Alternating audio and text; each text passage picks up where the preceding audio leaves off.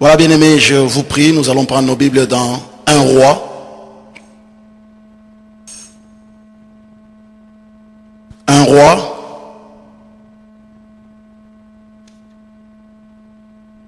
Prenons nos Bibles dans 1 Roi.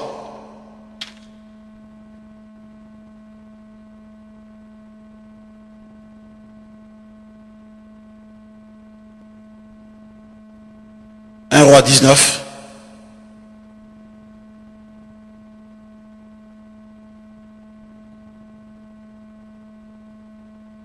Un Roi 19.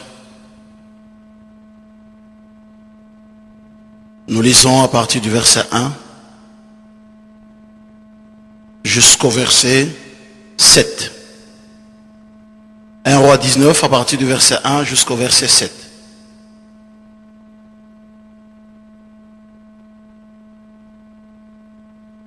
Voilà, est-ce que nous pouvons lire tous ensemble 1 Roi à partir du verset 19, à partir du verset 1 jusqu'au verset 7. Lisons.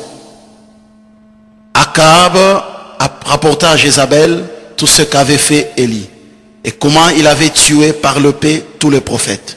Jézabel a envoyé un message à Élie pour lui dire que les dieux me traitent dans toute leur rigueur si demain à 7 heures je ne fais de ta vie ce que tu as fait de la vie de chacun d'eux. Élie, voyant cela, se leva et s'en alla pour sauver sa vie. Il arriva à Beersheba, qui appartient à Juda, et il y laissa son serviteur.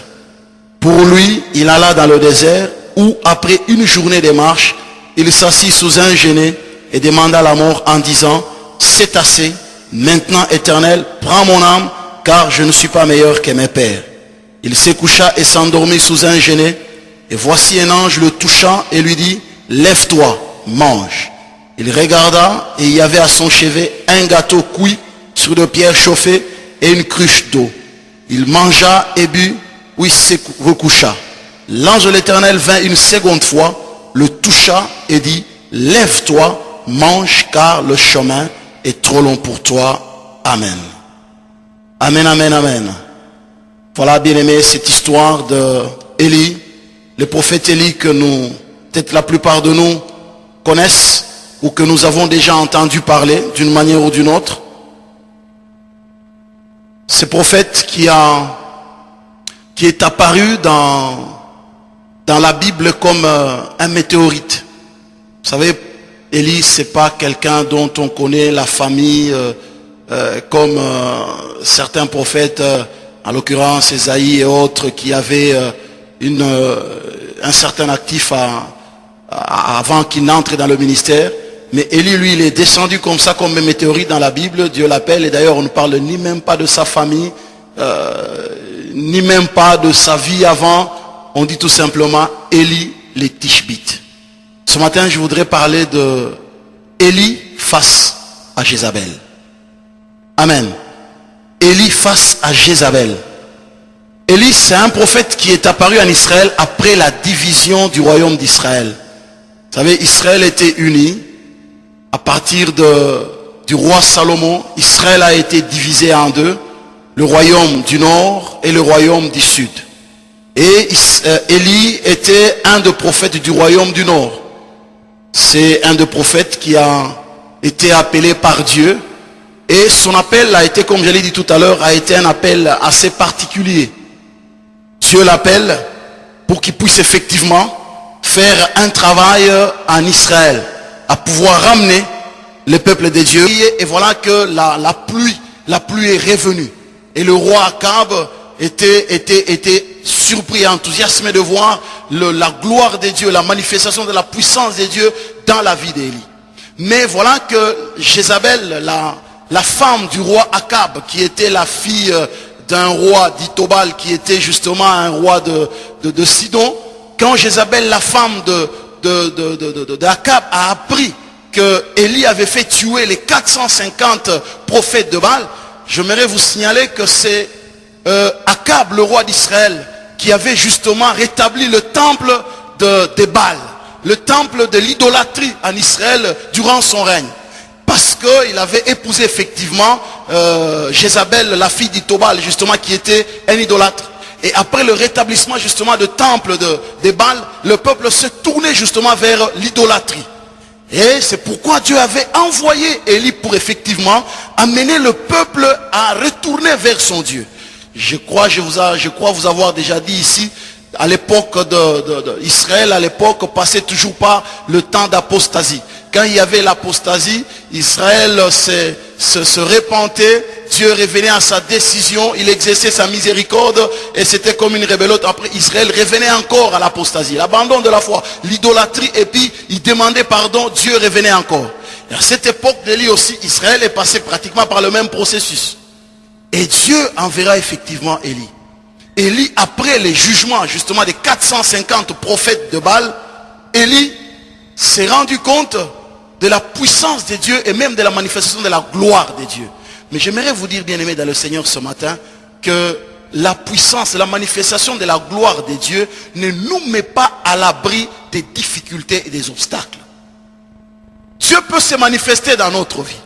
Dieu peut manifester sa gloire dans nos vies et dans nos familles, mais nous ne sommes pas à l'abri des difficultés. Nous ne sommes pas à l'abri des attaques de Satan, le diable. Nous ne sommes pas à l'abri même des événements de la vie qui peuvent nous amener à des situations qui, parfois, nous poussent à tourner notre dos contre le Seigneur. Et c'est le cas qui est arrivé à Élie que nous sommes en train justement de lire. Ce que j'aimerais que vous reteniez ce matin, c'est de savoir que la fatigue chasse la foi.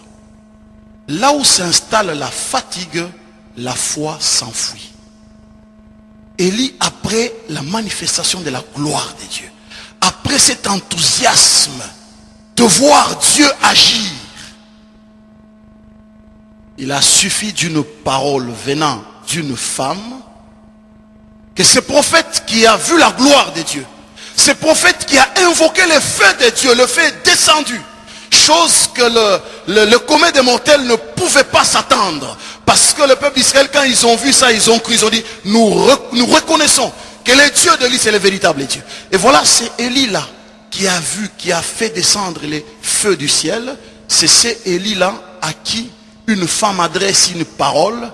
Parce que tu as fait tuer les 450 prophètes de Baal, eh bien, il en sera autant pour toi. Si dans 24 heures, je ne fais pas de ta chair comme ce que tu as fait avec les 450 prophètes de Baal.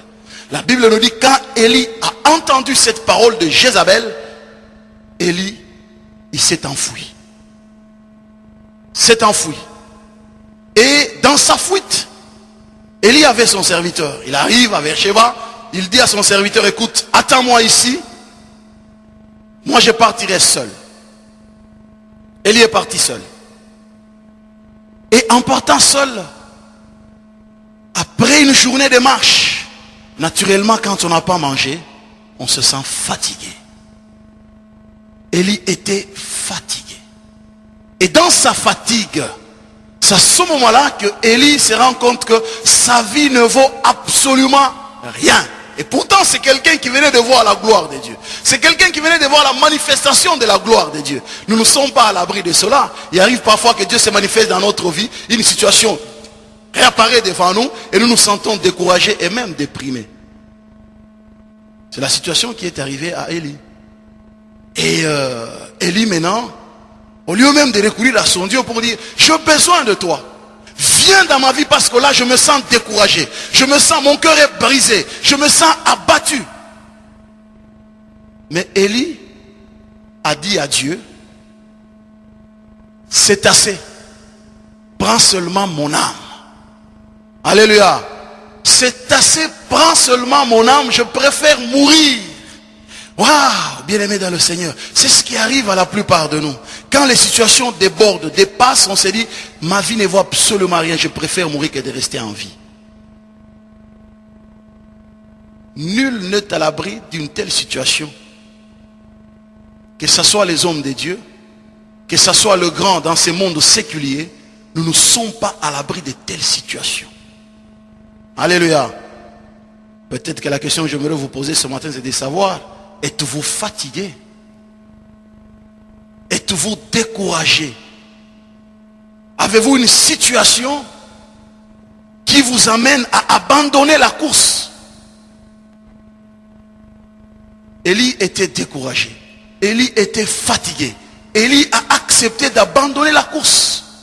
Alors que Dieu avait encore des choses à faire avec lui. Élie dit non, non, non, non, je préfère qu'on arrête par ici. Prends seulement ma vie. Je crois que, bien aimé, il est important que nous puissions comprendre le fait et le geste d'Élie pour que nous puissions tirer les conséquences sur ce que nous vivons peut-être actuellement dans notre propre vie. Les faits et les gestes d'Élie que nous connaissons dans le passé, parce que ça s'est passé il y a de milliers d'années.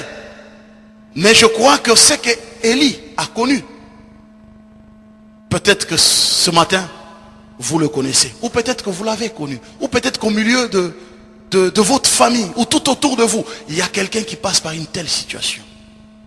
C'est pourquoi il est important de comprendre le passé pour que nous puissions ouvrir les yeux sur les futurs. La situation d'Élie, je crois que bien aimé dans le Seigneur, doit nous interpeller ce matin, de manière à ce que nous puissions appréhender la réalité. Mais cette réalité-là, si nous voulons le comprendre ce matin, il y a 2 ou 3 points. 3 points qui peuvent nous intéresser de manière à pouvoir tirer certaines leçons. Vous savez, la seule raison pour laquelle les hommes faillissent à leur mission, c'est un manque de concentration. Quand on n'est pas concentré sur un problème, on ne saura pas trouver une solution à ce problème. Élie avait manqué la concentration pour se dire, mais je suis où? Je dois maintenant invoquer Dieu. Bien aimé, Dieu avait travaillé avec Élie. Et Élie était heureux de voir Dieu travailler avec lui. Mais Élie avait oublié qu'il avait besoin que Dieu travaille en lui. Alléluia.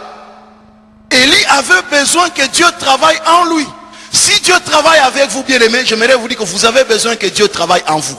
Parce que si Dieu ne fait pas un travail en vous, vous passerez par la dépression. Vous passerez par le découragement. Vous passerez par un sentiment d'abandon. Vous passerez par un sentiment d'inutilité. Je me sens inutile, ma vie ne vaut absolument rien. Croyez-moi, j'aimerais vous dire, si vous êtes en vie, c'est parce que votre vie vaut quelque chose. Il y a des gens qui disent, ma vie ne vaut absolument rien. Mais non, non, mais si vous êtes en vie, c'est parce que votre vie vaut quelque chose. Parce que la Bible nous dit, ce ne sont pas les morts qui louent et qui adorent Dieu. Ce sont les vivants qui louent et qui adorent Dieu. Donc si tu oses au moins parler, donc il y a de l'espoir. Ta vie vaut quelque chose. Bien-aimés, nous faisons souvent face à la tromperie de Satan le diable. Le premier point que nous allons voir ce matin, c'est la tromperie et la tactique spéciale que Satan utilise. La tromperie, c'est la tactique spéciale du diable. Ce que Satan a utilisé comme tromperie à l'époque dans le jardin d'Éden. Vous vous rappelez, n'est-ce pas, l'histoire d'Adam et Ève? Satan n'a pas changé de stratégie. Satan vient toujours avec la même stratégie, c'est la tromperie. La Bible nous dit, Satan est le père du mensonge. D'ailleurs, Satan, son propre fond, c'est le mensonge. Donc il n'y a de bon en Satan, le diable, il n'y a que le mensonge et la méchanceté. Et Satan vient aujourd'hui avec la même tactique, la même stratégie. La tromperie est la stratégie spéciale de Satan le diable. Élie, après une grande victoire, après cette intimité, cette proximité avec Dieu, où il a vu la gloire de Dieu, où il a vu Dieu agir. Élie, ce n'est pas n'importe qui. Avant que Élie puisse connaître la situation avec Jézabel, Élie avait connu de grandes victoires spirituelles. J'aimerais vous dire, bien aimé, notre vie est toujours faite de hauts et de bas. C'est comme un cycle. Tu connais les hauts aujourd'hui. Je n'ai pas dit que tu dois souhaiter que les bas viennent, mais rassure-toi que les bas viendra. Mais comment faire face si le bas est là? C'est là que le psalmiste a dit, même quand je traverse la vallée de l'ombre de la mort, je ne crains aucun mal car tu es avec moi. Il a compris que je peux connaître les hauts, mais le bas aussi peut être là. Mais dans le bas, j'ai besoin de la présence de Dieu. Si lui est là, au moins ça me rassure. C'est lui qui me fera traverser le bas jusqu'à ce qu'il me fera remonter sur les hauteurs. Bien-aimé, Satan, c'est un trompeur. Vous savez, la tromperie, c'est le fait de tromper ou d'induire quelqu'un en erreur par mensonge ou ruse. Donc malgré la victoire éclatante d'Élie sur le prophète de Baal, malgré la prière sur la pluie, Élie parvient quand même à croire aux menaces de Jézabel pour le faire périr dans les 24 heures qui viennent. Mais lui qui pouvait dire, Jézabel, ta parole ne vaut absolument rien. Parce que moi je connais mon Dieu là. C'est un Dieu vivant. Il a promis de me protéger. Mais non, non. Il a oublié que son Dieu était vivant. Il a oublié que son Dieu était là pour le protéger. Parce que c'est lui qui a fait avec lui le miracle. C'est le même qui devait le protéger. Mais je crois que Élie avait oublié un aspect. C'est que Dieu devait travailler en lui. Bien-aimés, nous avons besoin que Dieu travaille en nous. Nous voulons qu'il travaille avec nous. Mais nous oublions qu'il faut aussi qu'il travaille en nous. Parce que s'il travaille avec nous et que le travail n'est pas fait en nous, le jour que le bas viendra, nous allons déprimer comme Élie. La tromperie, bien-aimé, c'est une tactique qu'on utilise jusqu'aujourd'hui. Et je crois que, bien-aimé, cette tromperie ne vient pas seulement du diable. La tromperie peut venir de votre propre chair. La chair peut vous tromper. La tromperie peut venir, le mensonge peut venir du monde qui vous entoure. Donc il y a trois domaines où il y a trois choses qui peuvent nous tromper. La chair, notre propre chair, le monde et Satan le diable. Parce que le monde peut nous tromper. Le monde peut te dire qu'écoute, avec ton âge, toi tu ne peux pas trouver du travail. Avec ton âge, toi tu ne peux pas acheter une maison dans ce pays. Avec ton âge, toi tu ne peux pas te marier. Avec ton âge, toi tu ne peux pas avoir ça, ça, ça et ça. Avec ton âge, ça ne vaut pas la peine que tu puisses continuer à faire ceci. Avec ton âge, tu ne peux pas étudier. Ça c'est le monde qui te le dit. Mais qu'est-ce que Dieu te dit? Le monde a toujours à nous dire. Et parfois notre propre chair, n'est-ce pas, il arrive certaines personnes se regardent et se disent, de toutes les façons, moi je suis moche, ça ne vaut pas la peine que je vive. Vous êtes moche, mais vous avez été créé par Dieu. Ça c'est la bonne nouvelle. C'est que malgré l'état dans lequel vous êtes, malgré ce que vous êtes, malgré la manière dont vous vous considérez, mais Dieu ne vous voit pas tel que vous vous voyez. Parce que le psalmiste pouvait dire, je suis une créature merveilleuse. Quand je me regarde dans le miroir, je dis, waouh Seigneur, je suis une créature merveilleuse. Et même j'ai la joie du fait que je me regarde, je suis en vie, que je vis. Ça me suffit. Je m'en moque de ce que me disent le voisin. Moi, ce qui compte pour moi, c'est ce que Dieu me dit. Dieu me dit que tu es une créature merveilleuse. Dieu me dit que tu ne seras jamais la tête, tu ne seras jamais la queue, tu seras toujours la tête. Dieu me dit que tu es intelligent. Dieu me dit que tu es vainqueur. Eh bien, je me contente à ce que Dieu me dit. Bien-aimé, le mensonge. Nous faisons face au mensonge. Je suis un bon à rien, mieux vaut mourir. Je n'ai pas de valeur, aucune raison de vivre. Je suis seul. C'est pas important que je puisse chercher quelqu'un autour de moi. Je ne serai jamais le premier. Je suis stupide, je suis bête, je suis moche. Je n'ai pas de chance. Dieu ne m'aime pas et Dieu ne me viendra même pas en aide. Personne ne m'aime et ne peut même pas m'aider. Je n'aurai pas la femme qu'il faut dans ma vie. Je n'aurai pas le mari qu'il faut dans ma vie. Eh bien moi je n'aurai pas un travail de bureau. Moi je resterai toujours derrière les gens pour faire exécuter leurs ordres. Ça ne vaut pas la peine que je vive. Je crois que ce matin, peut-être vous êtes en train de vous dire ce que le pasteur est en train de dire. Je me le dis assez souvent. Ouais, t'es pas beau, hein. Tu vas pas te marier, toi. Ouais, moi je sais de toute façon, je ne suis pas belle, moi je vivrai toujours seul. Ah, moi je sais que je resterai comme ça, je n'aurai pas d'enfant. Bien-aimé, Satan, le diable, injecte toujours les mensonges dans notre pensée. Et cela amène le doute. Et quand il y a le doute, il y a un sentiment d'abandon. Il y a un sentiment d'inutilité. Il y a un sentiment de vide en nous. On se dit, je préfère mourir. Mais écoutez, croyez-vous que Dieu... Avez-vous déjà vu quelqu'un? Il fait une œuvre. Les gens apprécient que cette œuvre-là, elle est belle. Et puis il vient tout d'un coup, il prend l'œuvre, il brise. Il dit, voilà, ça ne vaut pas la peine. Les gens vont dire tout autour, il dit, il n'est pas malade par hasard. Il n'a pas déprimé par hasard. Alors, croyez-vous, voyez-vous un Dieu puissant. C'est Dieu qui vous a créé. C'est Dieu qui vous a protégé jusqu'à l'âge que vous avez ici ce matin. C'est Dieu-là puisse rechercher votre mort. Dieu veut que nous soyons en vie. Au contraire, c'est nous qui, à un certain moment, nous oublions la mission que Dieu nous a donnée. Nous cherchons la mort. Il y en a même spirituellement qui abandonnent. Ouais, voilà, on a dit que moi je ne sais pas chanter. Ouais, voilà, on a dit que moi je ne sais pas bien faire le ministère. Je préfère ne rien faire. Comme ça, au moins je suis tranquille, je n'ai pas de problème. Mais non, non, non, non. Ça, c'est très dangereux. C'est la mort spirituelle. Alléluia. Donc nous voyons par là, bien aimé, que la plupart du temps, nous avons toujours une mauvaise perception de nous-mêmes.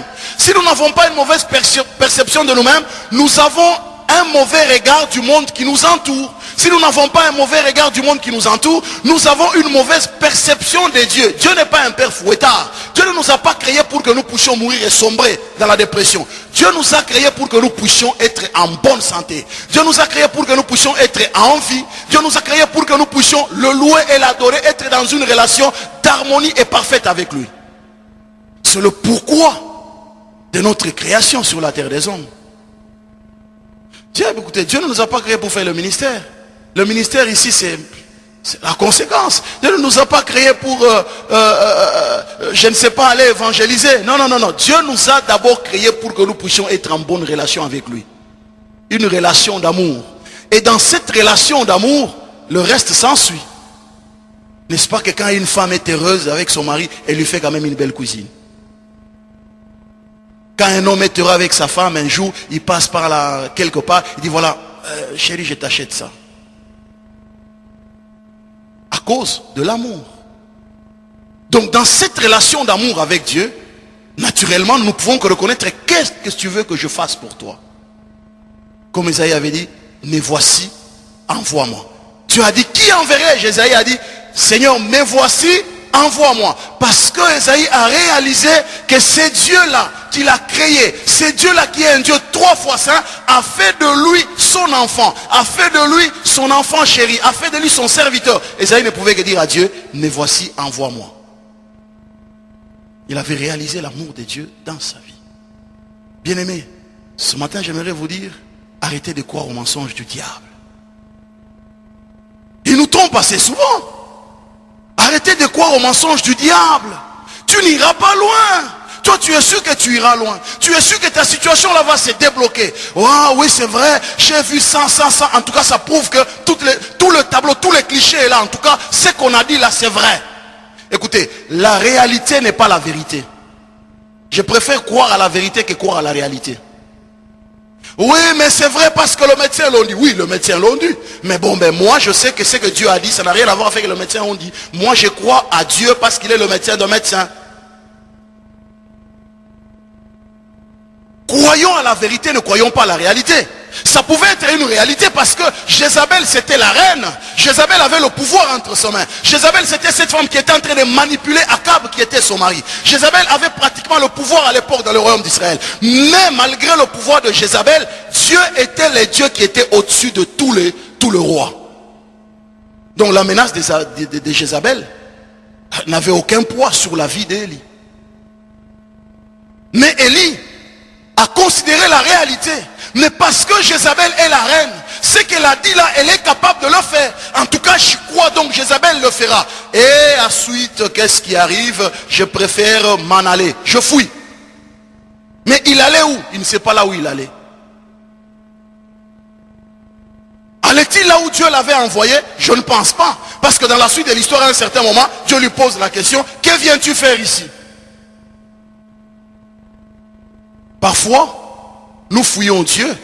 Parfois, nous fouillons les responsabilités que Dieu nous a confiées à cause de ce que le monde est en train de dire. À cause de ce que Satan est en train de nous dire. Et même parfois, à cause de ce que la chair est en train de nous dicter. La tromperie du Satan, le diable bien-aimé, la tactique reste la même jusqu'aujourd'hui. Satan, c'est un menteur. Nous ne devons pas croire aux mensonges du diable. Nous devons croire à la vérité, c'est ce que Dieu a dit. Alléluia. La vérité, c'est ce que Dieu a dit. Et nous devons nous attacher à la vérité. C'est pourquoi, bien aimé, ne nous fions pas à tout ce qu'on est en train de nous raconter à longueur de journée. Que ce soit par le média, que ce soit par je ne sais pas, les membres de notre famille, que ce soit même par certains faux prophètes dans les églises. Ce qu'ils nous racontent, si ce n'est pas conforme à la parole de Dieu, bien aimé, il est important que nous puissions nous tourner vers la parole de Dieu. Le monde me dit ça. L'environnement me dit ça. Et même le médecin me dit ça face à une telle situation que je traverse. Mais qu'est-ce que Dieu me dit? Mon peuple périt parce qu'il lui manque la connaissance. À chaque situation que tu traverseras dans ta vie, il y a toujours une solution que Dieu a déjà pourvue pour toi dans la Bible. N'importe laquelle. Parce que Dieu est parfait. Il a pourvu à toutes choses. Alléluia. C'est pourquoi il a dit que cette parole ici, même Jésus lui-même l'a dit. On ne peut pas y retrancher même pas d'un seul iota. C'est-à-dire, on n'y retranchera pas et on n'y ajoutera pas. Donc c'est complet. Donc à ta maladie correspond une guérison dans la parole de Dieu. À ta situation de découragement, il y a toujours une parole d'encouragement. Mais le problème, c'est en nous de revenir à la parole pour dire, Seigneur, je traverse une telle situation, mais qu'est-ce que tu me dis?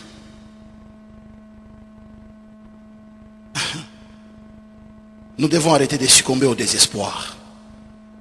Nous devons arrêter de succomber au doute que Satan, le diable, ne cesse d'injecter dans notre cœur à longueur de journée.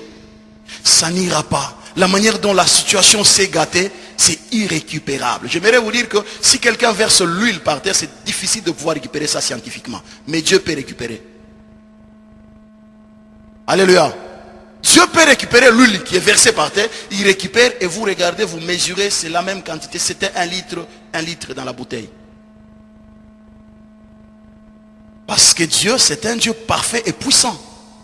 Aucune situation n'échappe à son contrôle. Il est capable de faire des choses qui n'existaient pas. Il est capable de faire de ces choses-là comme si ces choses-là existaient. Lisons Éphésiens.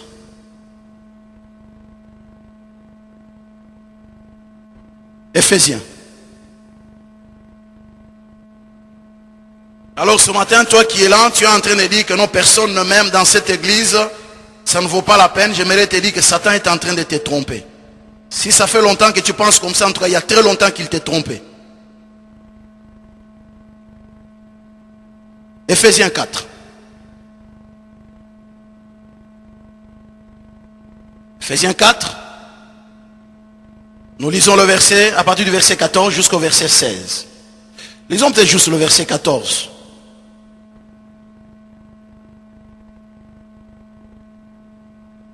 Alléluia. Ainsi, nous ne serons plus des enfants flottants et emportés à tout vent des doctrines. Par la tromperie des hommes, par leur ruse dans les moyens de séduction, mais en professant la vérité dans l'amour, nous croîtrons à tous égards en celui qui est le chef.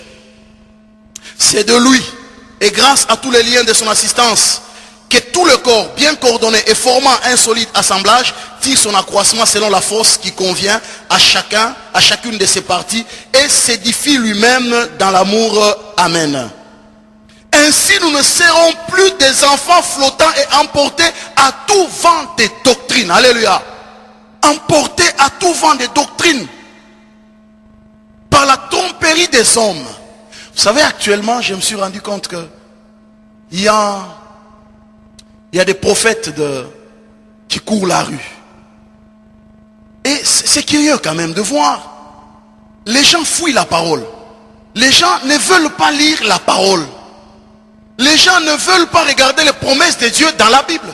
Mais les gens veulent entendre ce qu'on leur propose par d'autres personnes qui, entre guillemets, ont une certaine aura dans le monde spirituel. Quand on parle d'un quelqu'un soi-disant qu'il est prophète quelque part, ou on est allé quelque part et il a sorti certaines paroles, parfois des paroles mensongères, vous allez voir les gens. Brrr. Oh, tu sais, le week-end là, nous étions chez un monsieur là. C'est un vrai prophète. Hein? Ah, il m'a dit ça, il m'a... Mais écoutez, j'aimerais vous dire, hein, même un féticheur peut vous dire ce qui est vrai dans votre vie. Vous savez que les démons ont une connaissance qui nous dépasse. Satan est plus vieux que votre famille. Donc il connaît la situation de ta famille. Donc connaissant la situation de ta famille, il peut te dire ce qui est vrai. Par l'entremise d'un féticheur. Tu arrives là, ouais, tu entres, et voilà, assis-toi là-bas, tu t'assieds. Parce que là, on est d'accord. Quand tu arrives dans l'église, on te dit, assis-toi là-bas, bon, tu regardes la chaise. Mais chez un féticheur, assis-toi là-bas, par terre, tu t'assieds.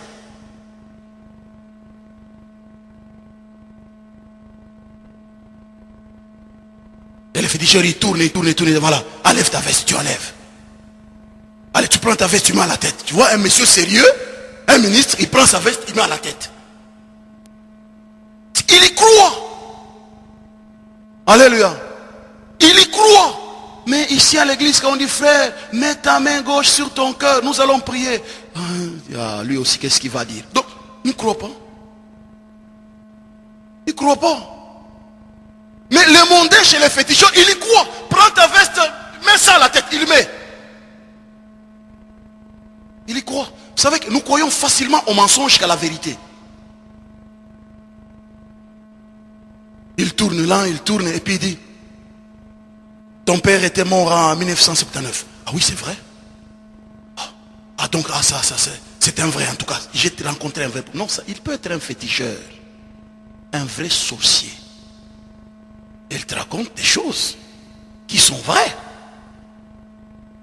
La Bible nous dit que Satan se déguise en ange de lumière.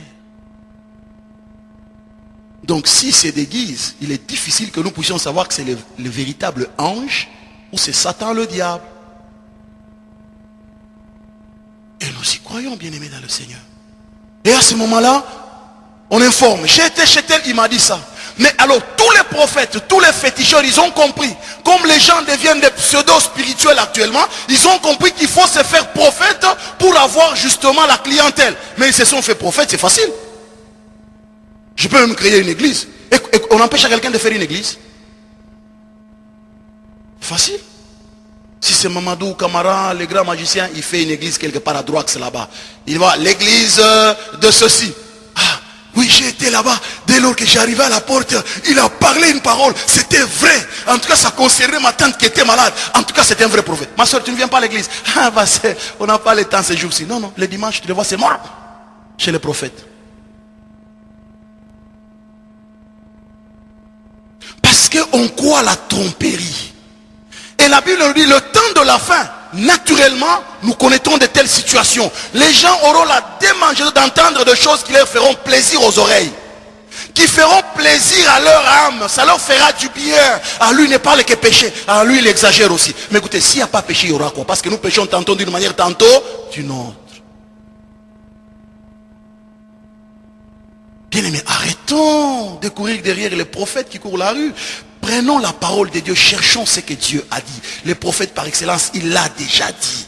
Ce que vous cherchez à droite ou je ne sais pas où, Dieu l'a déjà dit dans la Bible que vous avez. Ça ne sert à rien de dépenser votre transport, ça ne sert à rien de vous fatiguer. Et le comble de ça, c'est que vous allez déprimer. Parce que le mensonge, quand cela ne se réalise pas, ça amène la dépression. Alléluia. Arrêtons de suivre les prophètes derrière. Ah, il y a des... il a dit. Mais il a dit, ça fait quoi? Dieu l'a déjà dit. Mais pourquoi tu n'es pas agité parce que Dieu a déjà dit? Mais tu t'agites parce qu'une personne a dit. Mais agite-toi parce que Dieu a déjà dit. Que je te vois agiter parce que... Non, pasteur, j'ai lu une parole. Oh, ça m'a fait du bien. Cette parole, en tout cas, ça m'a troublé. En tout cas, cette parole, waouh. Non, non, les gens ne sont pas agités avec la parole qui est là. Les gens sont agités avec ce que quelqu'un a dit. Ouais, il m'a dit. Mais il t'a dit. Et puis après quoi? Il peut bien te dire, mais le problème c'est l'accomplissement de ce qu'il t'a dit.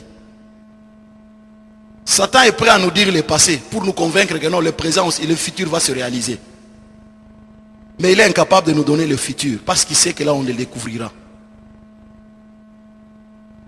Il arrive quelque part quelqu'un, un prophète qui dit voilà, assis-toi là-bas.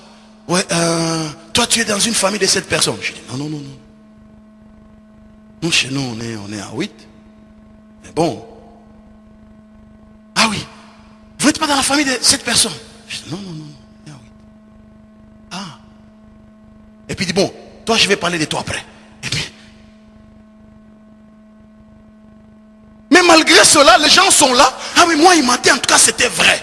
Et les gens sont, écoutez, bien aimés dans le Seigneur, nous devons éviter de nous attacher aux faux docteurs. Attachons-nous à la parole de Dieu. Satan amène la tromperie et la tromperie nous fatigue spirituellement. Quand on est fatigué spirituellement, on déprime. Et ouf, et tout cela, ça retombe sur Dieu. Quand on retrouve maintenant quelqu'un, il a tourné derrière les faux prophètes et il revient encore, ouais, Dieu m'avait, depuis Dieu me l'avait dit, mais jusqu'à aujourd'hui ça ne s'est jamais réalisé. Ah bon? Depuis que Dieu te l'avait dit. Mais est-ce que tu étais resté là où Dieu t'avait dit? Ah non, non, j'étais seulement sorti pour un moment, mais je suis revenu. Ah, les peuples d'Israël, ils avaient fait justement 40 ans dans le désert. Alléluia. La tromperie de Satan le diable. Balloter à tout vent des doctrines. Mais c'est l'esprit de Jézabel qui est en train justement d'envahir le monde, que ce soit même l'église. L'esprit de sexualité, l'esprit de sorcellerie. Ça envahit la télévision, ça envahit l'internet, ça envahit même l'église. Mais la mondanité, la sexualité devient bon marché même dans l'église. C'est pas un problème. Vivons les copinats. Mais c'est l'esprit de Jézabel. La conséquence de cela, c'est quoi? La conséquence de cela, c'est que tu arrêtes ta course vers Dieu. Parce que Élie, après avoir entendu la parole de Jézabel, il a arrêté sa course vers la mission de Dieu. Tu suis justement l'esprit de Jézabel, la sexualité, la sorcellerie, bien-aimé dans le Seigneur, tu vas arrêter ta course vers la marche vers Dieu. Tu arrêtes la mission que Dieu t'a, à laquelle Dieu t'a destiné. Pourquoi? Parce que nous n'arrivons pas à réaliser que nous sommes en train de courir le temps de la fin. Nous devons avoir l'œil et le bon par l'aide du Saint-Esprit pour que nous puissions déceler, détecter les signes de temps et pourquoi pas déceler, détecter les mensonges de Satan le diable. Satan est là. Et c'est pour autant que nous ne devons pas vivre. Non, nous vivons parce que Jésus a dit, vous êtes dans ce monde, mais vous n'êtes pas de ce monde. Nous y sommes, nous y vivons bien sûr, mais nous sommes connectés au ciel, nous sommes les citoyens célestes. Alors que toute la tromperie de Satan, le diable, je dois connaître toutes ces stratégies pour que quand je connais le moment de bas et que je puisse prendre la parole ici, je dis, Seigneur, ta parole me dit ça. Et cette parole me fortifie et me réconforte. Amen. La deuxième chose que nous voyons bien aimé dans la vie d'Élie, après cette tromperie, après ces mensonges de Jézabel, nous voyons effectivement les signes, les symptômes de dépression dans la vie d'Élie. La deuxième phase dans la vie d'Élie, après la tromperie, c'est la dépression. Élie est entré dans une phase de dépression.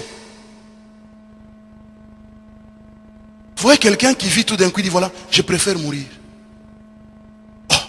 Mais qu'est-ce qu'il y a eu? Mais toi Dieu a agi, toi Dieu a fait ceci. Non, non, je préfère mourir. Vous voyez quelqu'un, il a la voiture, il a la maison, il a un travail, il vient te dire, ouais, moi ma vie ne vaut absolument rien, je préfère mourir. Tiens, mais comment ça?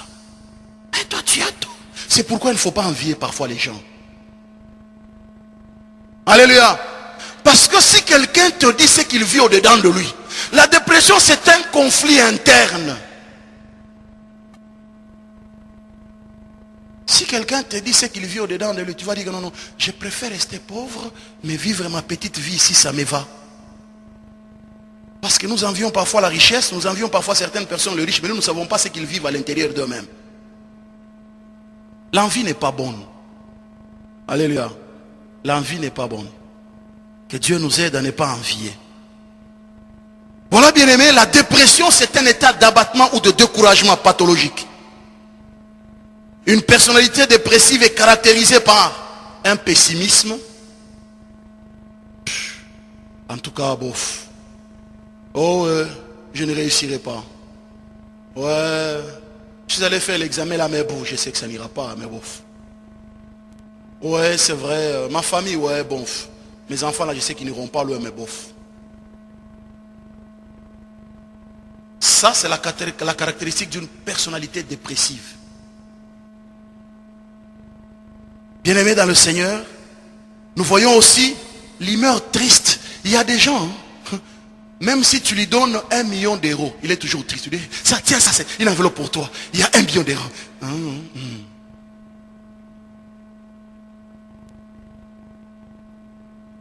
L'humeur triste, La personnalité dépressive est toujours triste. Même si on dit, waouh, le Seigneur est bon, un bon cantique, on chante, on a sauté. Tu dis, ah, tu n'as pas aimé l'équipe d'aujourd'hui? L'humeur toujours triste. Vous savez que l'humeur triste, ça non seulement, mais ça se contamine. Quand tu vis avec quelqu'un triste, tu commenceras aussi à être triste. Le fait de le regarder, tu commences aussi à être triste. Tu commences à avoir pitié de lui. Toi aussi, on te trouve triste là parce que tu as pitié de lui. Non, non, non, non, non, chasse cet esprit. Il est triste et moi je reste toujours joyeux.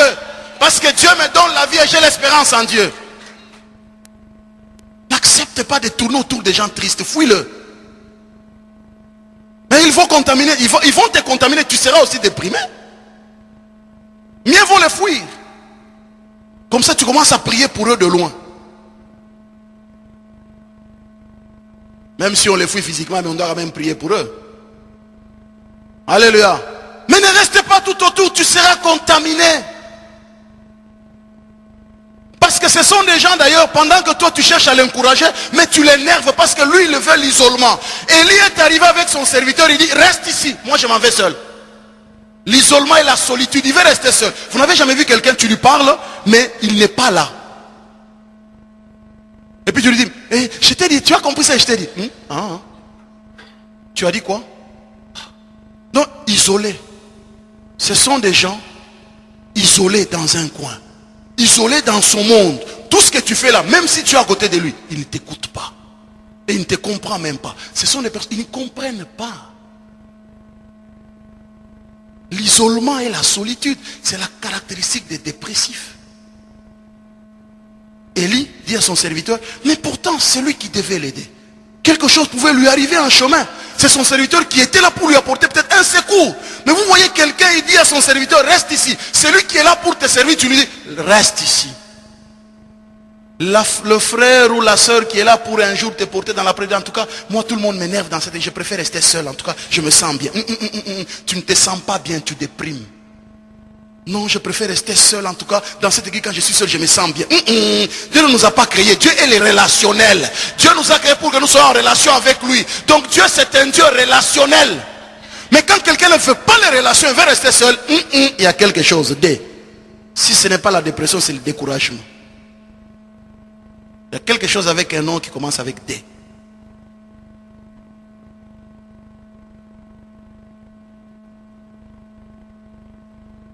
Dépression, découragement, dévalorisation. Alléluia. Bien-aimés dans le Seigneur, nous devons nous rendre compte que Dieu ne nous a pas créés pour que nous puissions vivre dans la solitude. Il y en a qui s'y plaisent. Dans cette solitude, Satan nous isole pour nous frapper. Parce que quand tu es avec quelqu'un, il est là peut-être pour t'encourager. Quand tu es là avec quelqu'un, il constate ton état dans l'état dans lequel tu te trouves et il peut prier pour toi, pour que Dieu agisse dans ta vie. Mais quand tu t'isoles, on ne sait pas ce que tu vis, on ne sait pas ce que tu ressens, on ne sait pas ce que tu fais et tu es content. Tu es fâché. Non, on ne sait pas, on ne sait pas. Il y a des gens qu'on trouve toujours tristes. Même si on lui donne l'argent, triste. Il a un bon travail, triste. Il a des bonnes choses, triste. Il a des mauvaises choses, triste. Il doit être content, triste. Même dans la fête, triste. Toujours triste. Mais ce sont les gens qui déçoivent et ça se contamine. Il faut éviter de telles personnes. Vous savez, il n'y a pas quelque chose, on peut te donner, on peut te promettre de l'argent. On ne te le donne pas. C'est pas grave. Mais quand tu es avec quelqu'un qui est triste, non, c'est tout ce qu'on ne peut pas souhaiter dans le monde. Ça te déçoit. Tu ne sais pas ce qu'il veut. Tu veux manger le chocolat. Tu aimes le chocolat. Mais finalement, qu'est-ce que tu aimes? Alléluia. Ça, c'est la caractéristique. Ce sont les symptômes de la dépression. Bon, si tu vis cela, je ne dis pas que tu es dépressif. Peut-être. Mais bon. Alléluia. Certains événements de la vie bien-aimée, comme les événements qui ont poussé Élie à pouvoir déprimer, certains événements peuvent nous amener à la dépression. Élie a traversé une situation de victoire. Mais j'aimerais vous dire, soit en passant, les spirituels interagissent toujours avec le physique. Je me répète encore. L'état physique interagit toujours avec l'état spirituel. C'est pourquoi vous voyez, à un moment, Jésus était quelque part. Une femme est venue toucher la robe de Jésus. Jésus s'est retourné en disant, quelqu'un m'a touché parce que je sentis qu'une force est sortie de moi. Donc quand on fait un travail spirituel, physiquement, on se sent épuisé. Donc Élie était épuisé parce qu'il venait de faire un travail spirituel énorme. Et il ne pouvait que connaître l'épuisement. Or l'épuisement conduit tout droit à la dépression. Alléluia. Certains événements de la vie peuvent causer justement la dépression. Quelqu'un peut connaître le deuil d'un proche, une longue période de chômage, les soucis répétés. Et vous savez qu'en Afrique, par exemple, on ne savait pas détecter la dépression chez les femmes qui venaient d'accoucher. Parce qu'une femme qui vient d'accoucher, elle passe par une phase où les hormones sont désorganisées dans le corps. Parfois, tu lui apportes une bonne soupe, elle dit non, non, pas ça. Tu lui apportes ceci, elle dit pas ça. En fait, les hormones sont tellement désorganisées et elle passe par cette phase de dépression. Elle ne veut rien parfois. Elle veut tout et en même temps ne rien vouloir. Alors on ne savait pas. Heureusement, en Afrique on a compris.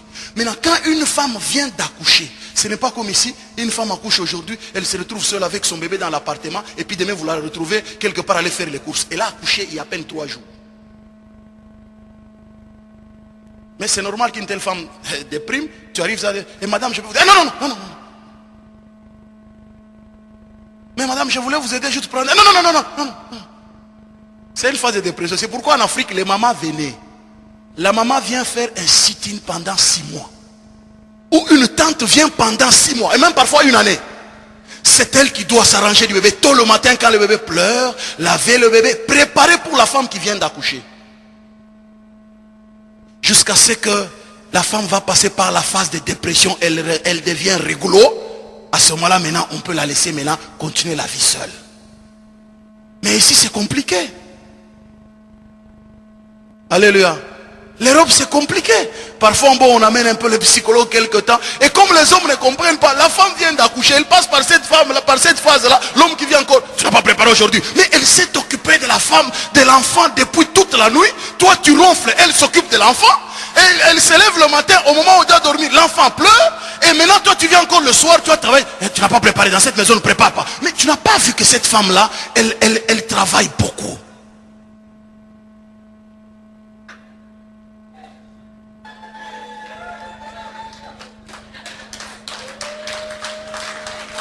Alléluia.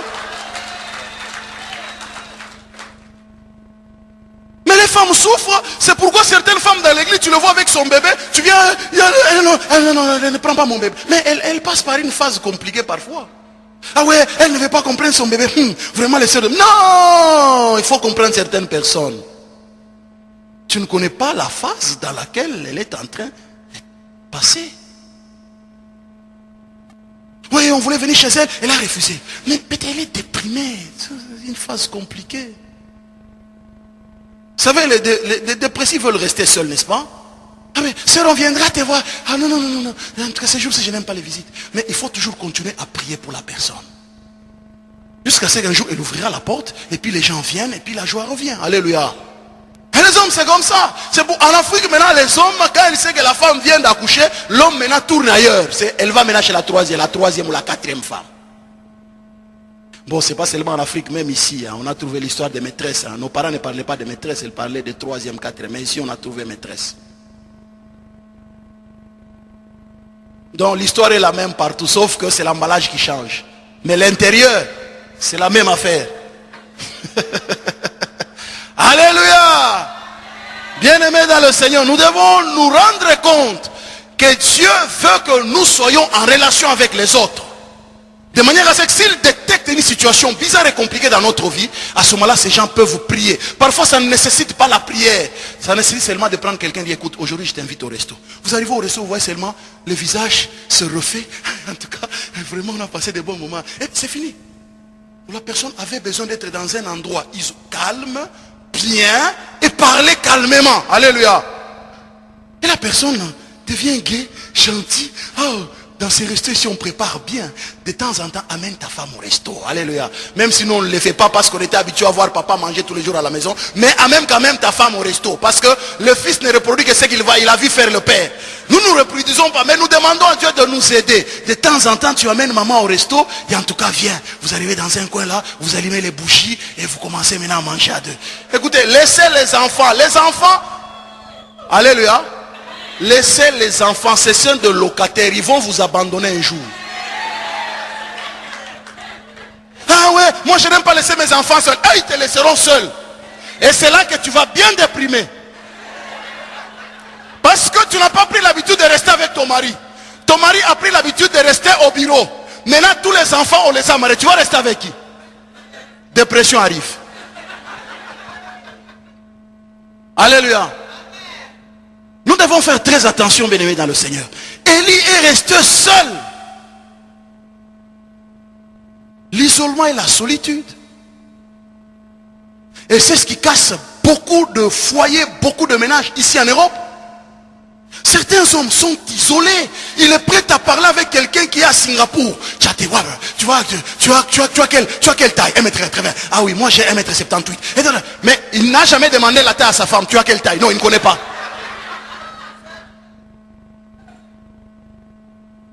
C'est l'esprit de solitude et d'isolement. Tu es avec quelqu'un, mais maman, tu t'isoles. Tu préfères encore parler, c'est tout, parler avec quelqu'un qui est au loin parce que tu ne le vois pas là. Tu t'en fous.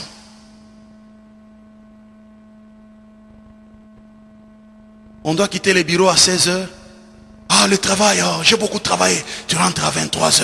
Tu rentres à minuit le travail. Oh, pourquoi tu... Ah, oh, je ne fais pas parfois du bruit à la maison parce que ça dérange. Mais si tu as les enfants, sache qu'il doit déranger. Tu vas fuir maintenant pour aller où? Parce que tu les as eus pour que tu puisses vivre avec eux. N'est-ce pas que Dieu nous a engendrés pour que nous puissions vivre avec lui et vivre avec lui éternellement? Alléluia. Tu dois t'habituer au bruit des enfants. Que ça ne te déprime pas. Au contraire, cela doit te fortifier pour louer et adorer Dieu. Amen, amen, amen. Vous voyez, la dépression d'Élie trouve son origine dans le surménage de son corps. Il y a un adage qui dit que un ventre affamé n'a point. L'estomac affecte l'âme. Vous savez ça, non? Il faut faire très attention. Un ventre affamé n'a point d'oreille. C'est ce qui est arrivé à Élie. Parce que le corps était tellement physiquement, le corps était fatigué. Et cela a engendré justement la dépression. Écoutez, la dépression, hein, il y a toujours une phase action. Après action, il y a la fatigue. Après la fatigue, si on continue toujours avec action, il y a l'épuisement. Après l'épuisement, il y a maintenant la dépression. Parce que quand tu es épuisé, tu ne réfléchis pas bien. Vous n'avez jamais vu quand tu as faim, moi ça m'arrive, quand j'ai faim, ma femme me dit que toi tu as faim. Parce qu'elle voit que je commence à être un peu vide, un peu distrait. Elle dit non, non, tu dois manger. En tout cas, moi ça m'arrive, hein, parce que j'ai la chair et le sang. Ça m'arrive. Peut-être vous, je n'en sais rien, mais moi ça m'arrive. Alléluia. Et là, elle doit faire vite, une cuisine là, vite fait. Elle a les forces réfléchir. Tu disais quoi là, à un moment quand on était en train de parler? Alléluia. Vous voyez, bien-aimés dans le Seigneur. Donc, nous avons besoin de bien traiter notre corps pour que cela ne nous amène pas à l'épuisement. Alléluia. L'épuisement est naturel, hein? N'est-ce pas? La Bible nous dit que dans Jean 4, Jésus fatigué du voyage. Jésus était fatigué. La fatigue, c'est un état normal. Alléluia. La fatigue, c'est un état normal. Et donc, il est tout à fait normal que Dieu puisse instaurer un système où nous devons absolument passer par le repos. J'aimerais vous dire en passant que cet état ici de dépression, la plupart des serviteurs de Dieu l'ont connu. David est passé par une phase de dépression. Jérémie, si vous lisez les lamentations de Jérémie, Jérémie est passé par une phase de dépression. Alléluia. Ça n'a rien à voir. Hein? Oh, ce sont les païens. Oh, même les chrétiens connaissent la dépression. Parce que Élie, c'est un enfant de Dieu. Alléluia. Même les chrétiens les plus consacrés. Il y a quelqu'un qui disait que Martin Luther King est passé par la dépression. Calvin est passé par la dépression. Spurgeon est passé par la dépression. Tous ce grand-là de la foi de notre siècle ici, ils sont passés par la dépression. Donc, vous et moi, nous ne sommes pas à l'abri de la dépression. Mais faisons très attention pour ne pas y arriver. Ou quand nous décelons les symptômes, nous devons crier à Dieu. Et surtout, ne pas nous isoler. Chercher là où il y a les gens, pour que les gens puissent nous aider. Alléluia. Très important. Mais quelle est la solution? J'ai parlé juste de 2 points. Quelle est la solution? Vous savez que nous sommes dans un environnement où tout est mis en œuvre pour que nous puissions déprimer. Je me rappelle un jour, j'aime bien parler de moi-même. Je me rappelle un jour, je venais de me marier. Je crois une année après, et puis un jour, je vois seulement dans ma boîte aux lettres la lettre du huissier. Le huissier qui dit que non, voilà monsieur, prépare-toi tel jour, on vient prendre les histoires de la maison.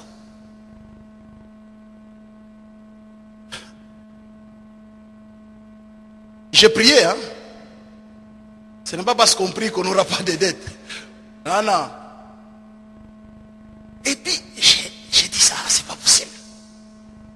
Et, j'ai dit, non. Au lieu même de prier, non, je commençais à réfléchir de la manière dont ils viendront. Ils vont faire sortir les histoires par la fenêtre, ils vont faire sortir par les escaliers, au lieu même de prier. Alléluia. Vous voyez là où la dépression commence. C'est qu'au lieu de penser à Dieu, tu penses maintenant à la situation.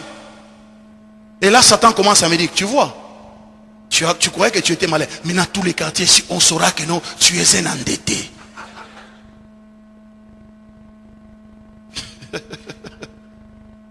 Alléluia. J'ai dit, ah bon?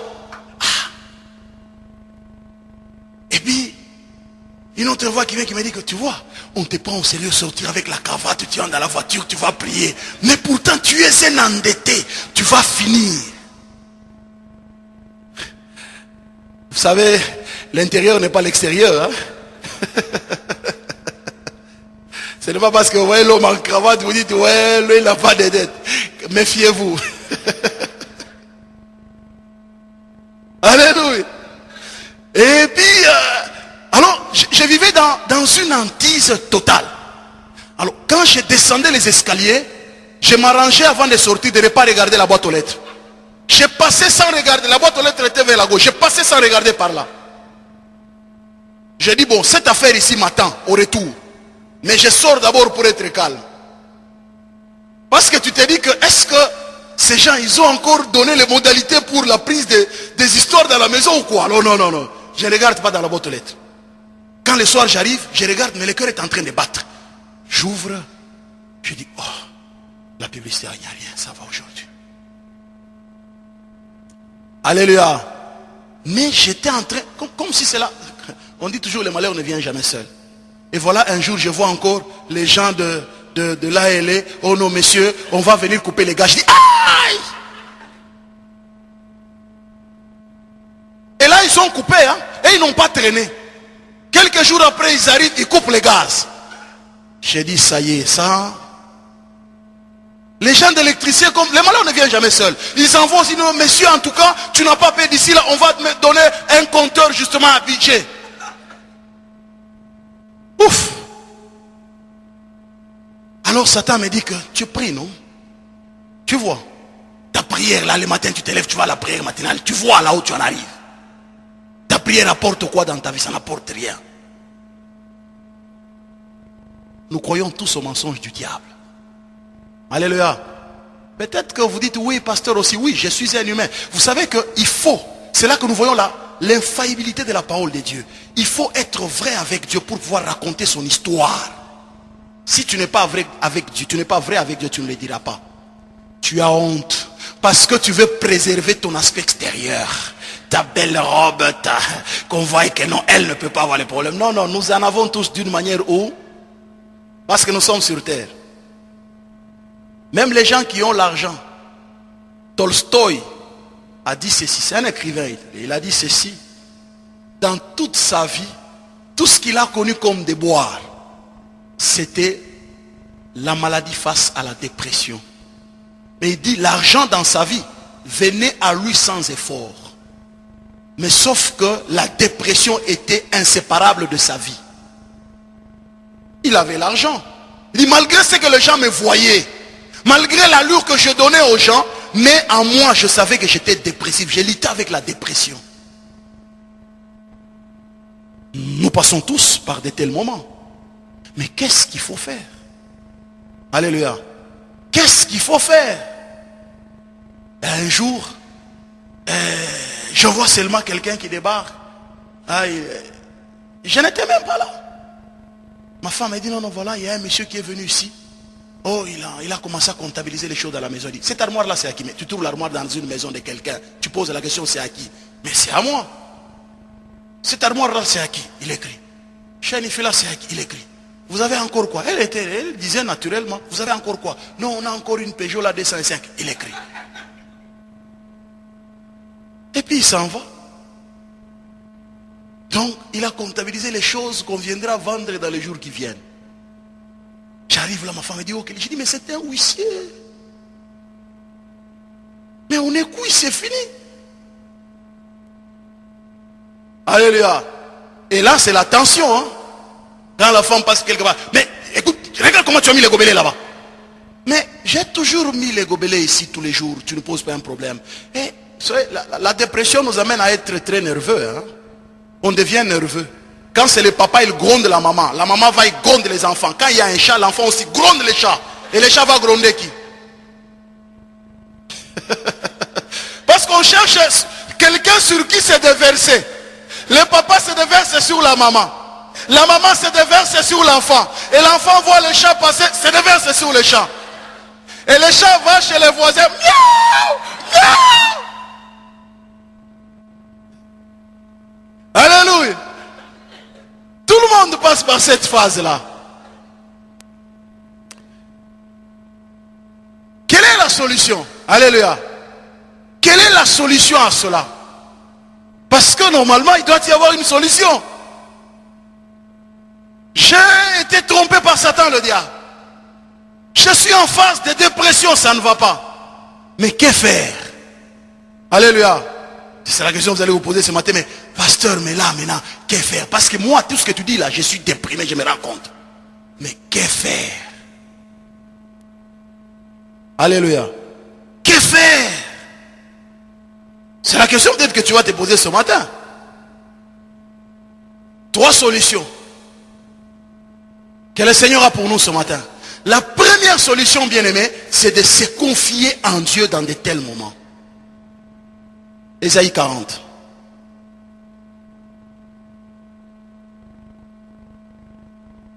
Alléluia. Vous n'avez jamais connu cette phase-là, hein, où le papa se déverse sur la maman. Donc le plus fort se déverse sur le plus faible. Le plus faible étant faible, il cherche aussi le plus faible et il s'y déverse. Et la série continue.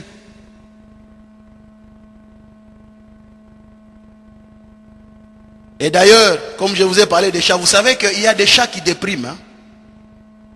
Ah, je vous apprends, hein? Il y a des chats, des chiens qui dépriment. Hein? J'ai rencontré une dame un jour, j'ai dit, oh mais, il dit, oh monsieur, ne vous inquiétez pas, mon chien est devenu trop agressif ces derniers temps, il est en soins chez le médecin, il déprime. J'étais surpris, vous savez, un Africain, tu lui dis que les chiens dépriment. Là, je ne comprenais rien.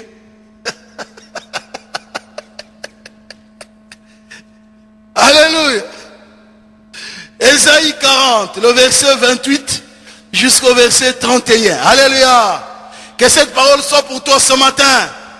Ne laissais-tu pas, ne l'as-tu pas appris? Alléluia.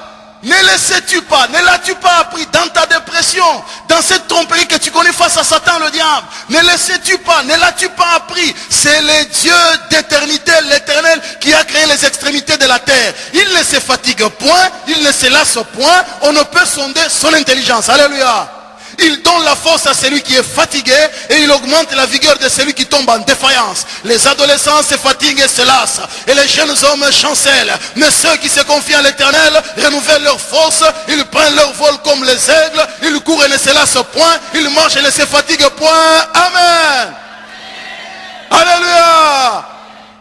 La confiance en Dieu. Bien-aimé, se confier en Dieu. Ceux qui se confient en lui ne se fatiguent point. Ils prennent leur vol comme les aigles. Toujours dans les hauteurs. Alléluia. Parce que Dieu nous fortifie toujours. Alléluia. Et maintenant on peut se fatiguer.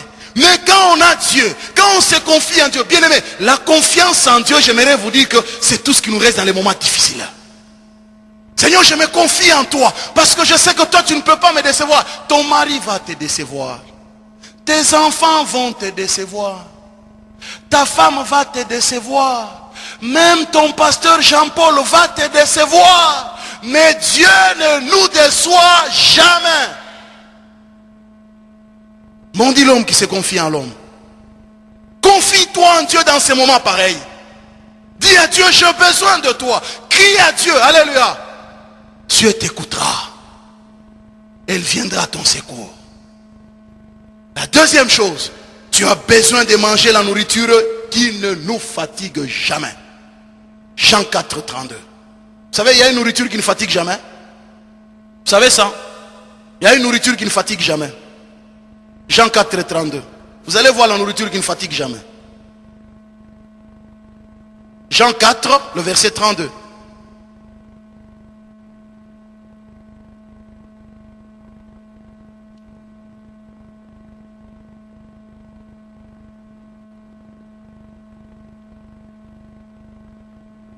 Alléluia.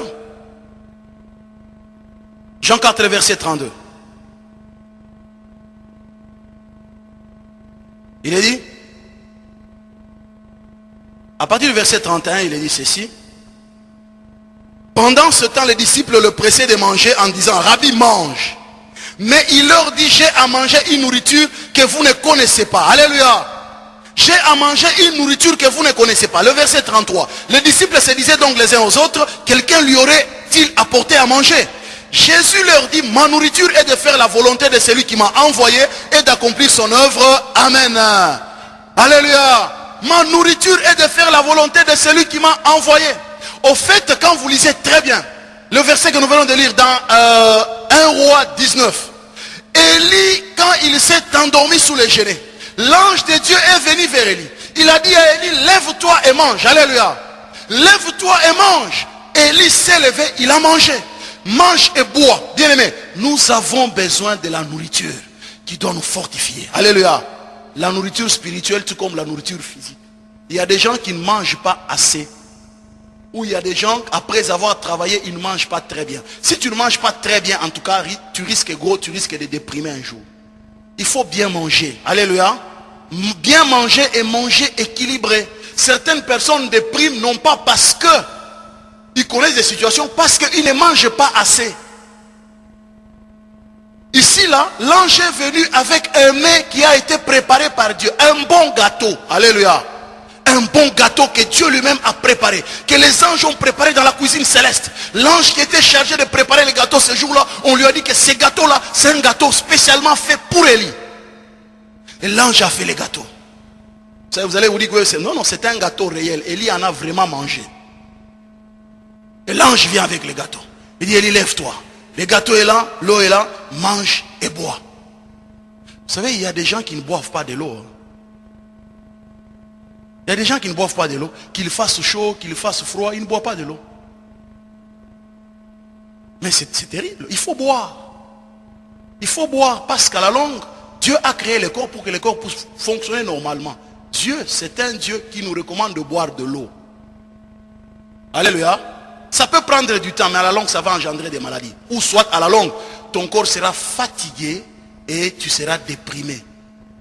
Parce que la fatigue nous amène à la dépression. L'ange réveille Élie par 2 fois.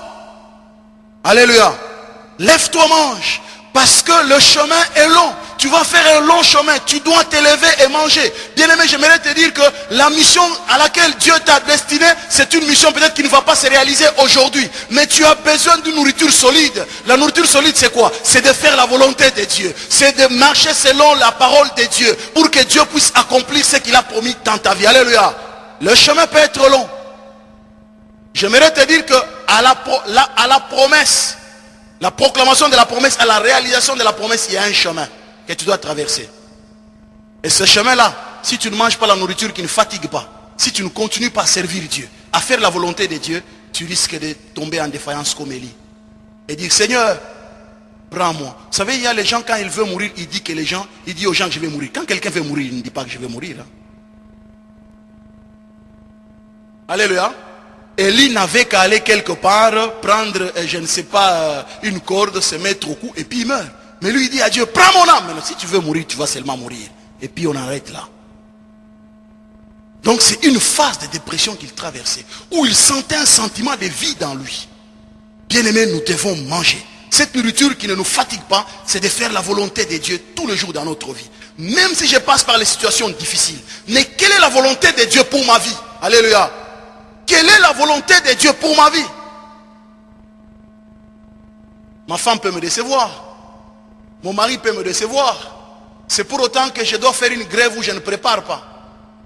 Il y a certaines femmes, quand elle a un problème avec son mari, ces jours-là, pas de cuisine. Je dis, il va voir aujourd'hui, on va voir là où il va manger. Mais il va aller au quick. Et tu vas lui ouvrir un petit chaînon là où il va quelque part. C'est toi qui ouvriras la voie. Et puis, mon mari, maintenant, depuis un certain temps, quand il rentre, il ne mange pas beaucoup. Non, il mange quelque part. Parce que c'est toi qui lui avais permis quand tu avais justement fermé le... Alléluia.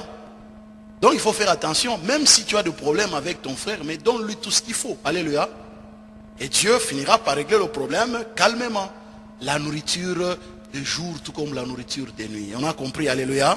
Il faut donner cette nourriture. Alléluia. Parce que cela donne à la personne d'être réglo dans sa vie et de savoir ce qui est arrivé. Alléluia. C'est important.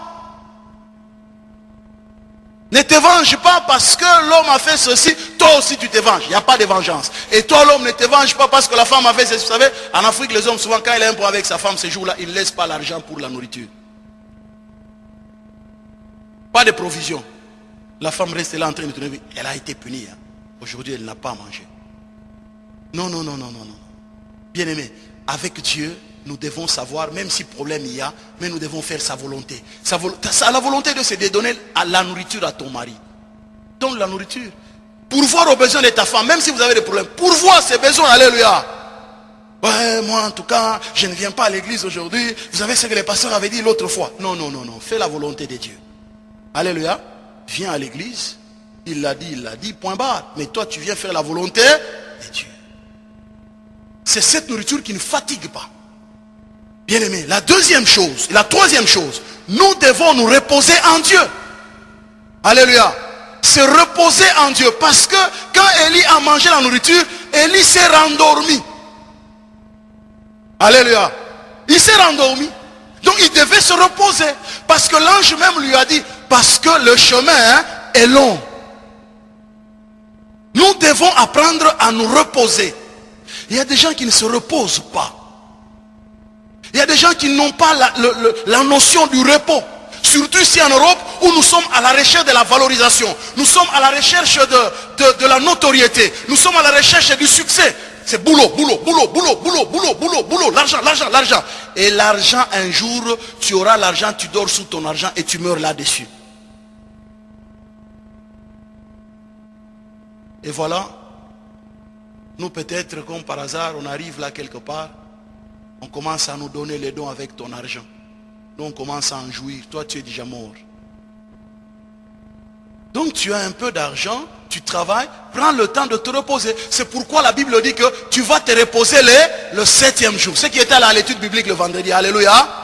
On a dit qu'il faut se reposer le 7e jour. C'était le jour du sabbat. Alléluia. Dieu lui-même qui a créé toutes choses, il a institué le repos. Donc le corps doit apprendre à se reposer pour être revitalisé afin de reprendre force et faire tout ce qui reste. Donc il faut se reposer. La plupart des gens dépriment parce qu'ils n'ont pas de repos. Ils deviennent trop agressifs. Quand tu ne te reposes pas assez, tu deviens agressif. Et tu deviens maugre, désagréable devant les yeux des gens.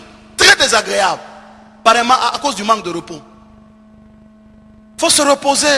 Prends ton argent là. Que tu aimes bien voir ton compte en train de toujours d'augmenter. Prends un peu. Va en bord de mer. Va là, tu passes le temps. Tu regardes les bateaux, les vents. Ah, c'est bien. Alléluia. Mais n'oublie pas Dieu. Avant d'aller d'abord, prie Dieu. Viens à l'église, tu pries et puis tu vas en bord de mer.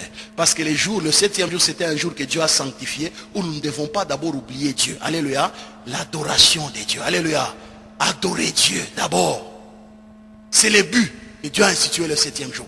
Adorer Dieu. Après avoir adoré Dieu, nous devons maintenant reposer notre corps. Après avoir reposé, n'oublions pas aussi les actes de bienfaisance. Faisons du bien aux gens qui passent par de temps difficiles. C'est le véritable repos en Dieu, bien-aimé dans le Seigneur. Nous devons savoir reposer le corps. Tu as beaucoup travaillé la semaine, le dimanche, mais prends un peu ta femme à la main, prends un peu les enfants, amène-les chez les mamies. Heureusement, ici en Europe, si tu as une mamie, c'est une grâce. Prends les enfants, amène-les chez les mamies. Bon, même si tu n'as pas de mamie, mais il y a toujours des mamies dans l'église. C'est pourquoi il faut toujours être relationnel. Tu prends une mamie d'elle, mamie, je viendrai déposer les enfants chez toi. Ça va, mamie Angèle? J'amène les enfants chez elle. Alléluia. Mais elle est la mamie de nous tous. Hein. On amène les enfants là-bas, elle reste avec les bambins et nous allons en amoureux à deux au resto. Alléluia. On se repose. Comme ça, ces jours-là, maman ne prépare pas, c'est une autre personne qui prépare pour elle. Et elle mange, elle sent aussi, ça fait du bien. Il faut avoir cette culture. Ou bien nous allons quelque part au bord d'un étang, on pêche un poisson et on le grille là, on le regarde et nous le mangeons. Il faut se reposer. Alléluia. Mais il faut faire du bien au corps. Alléluia. Tu travailles et le corps va te lâcher. Et quand le corps te lâche, l'âme aussi te lâche. Alléluia. Alléluia. Se reposer en Dieu. Hébreux 4.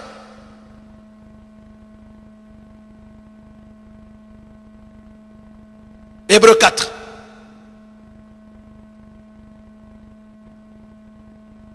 Hébreux 4. Le verset 8.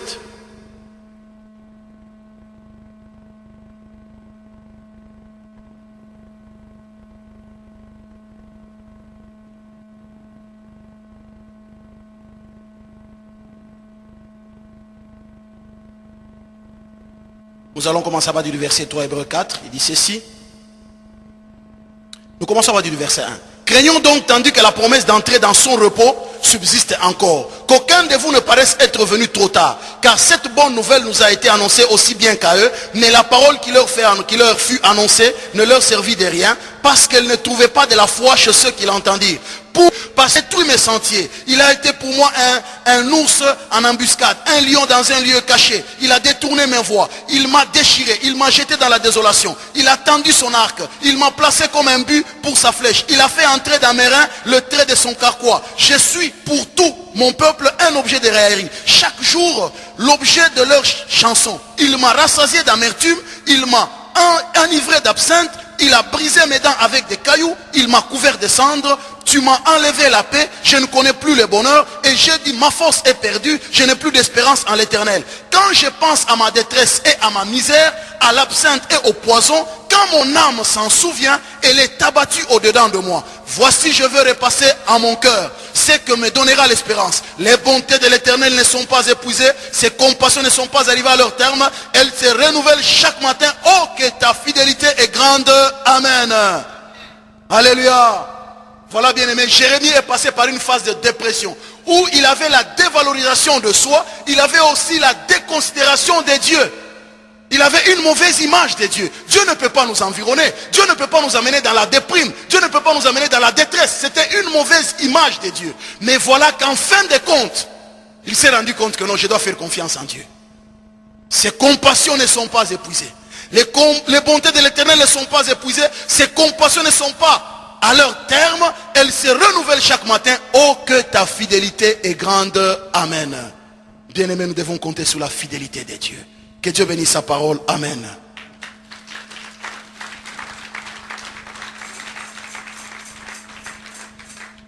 Face à Jézabel, bien-aimés, nous devons compter sur la fidélité de Dieu. Ce matin, bien-aimé, peut-être tu passes par une phase de déprime.